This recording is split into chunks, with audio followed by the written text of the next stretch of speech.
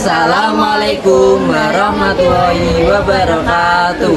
Halo konco-konco, balik maneh karo aku Agil Ahmad Pradana lan konco kula Fadila Muneh Hidayat. kene cah loro ape nyeritakno Sengkuni. Disimak sing api-api nggih. Sengkuni iku putra nomor loro saka papat putrane Prabu Suwala. Sengkuni diwenehi jejuluk Trigantalpati kalihan Prabu Suwala. Dedekipun cilik lan ganteng nalika isih nom. Nanging Gendari ora dadi garwane Pandhu. Dheweke dadi garwane Desarastra kang adine Pandhu. Tuwuh dendam ing Gendari. Malah Trigantalpati uga nandhang dendam marang Pandhu. Kejaba iku, dheweke uga duwe ati marang Dewi Kunti. Kuwi dheweke tansah sesandingan karo Gendari lan Destarasta. Panjenengane kang ngasuh lan ngangkat para putrane para Kurawa.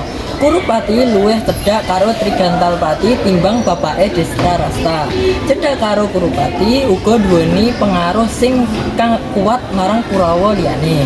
Amarga adine Kurupati pancen ngajeni marang Kang Barep.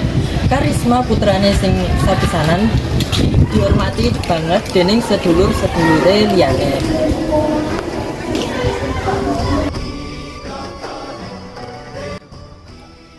Sawise dadi gubernur, kepinginane tansah ndadekake permusuhan keluarga Pandhu lan Destarasta luwih terbuka lan gampang. Apa meneh karo sedone ramane Pandhawa yaiku Prabu Pandhu Dewanata lan pangangkatan Prabu Destarasta dadi Raja Astina. Luwih-luwih Destarasta iku wong kang ringkih.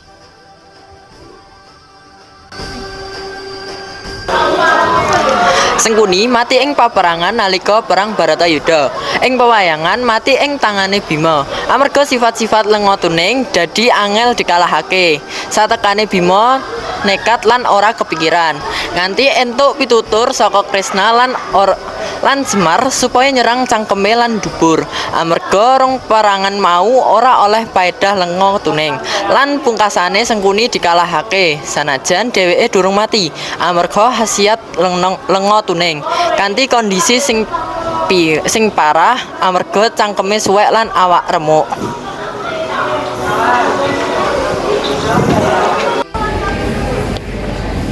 Dheweke mati sawise Duryudana dikalahke dening Bima lan ing kahanan sing tilar donya lan tatu parah. Duryudana ngendika yen dheweke mung pengin mati karo garwane, yaiku Dewi Banwati. Amarga garwane iku pasangan urip lan mati. Saka pamrayogane Kresna, Sengkuni sing durung seda digawa nyedhaki Duryudana. Duryudana ora ngerti amarga mripote wuta, lan Sengkuni uga ora bisa ngomong. Duryudana lan Sengkuni mati bebarengan sawise Duryudana dikit gulu Sengkuni. Lan bener Duryudana mati karo pasangan uripe yaiku Sengkuni.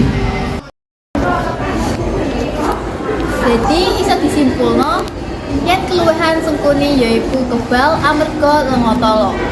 Lan kekirangan Sengkuni yaiku ana ing cangkem lan dubure.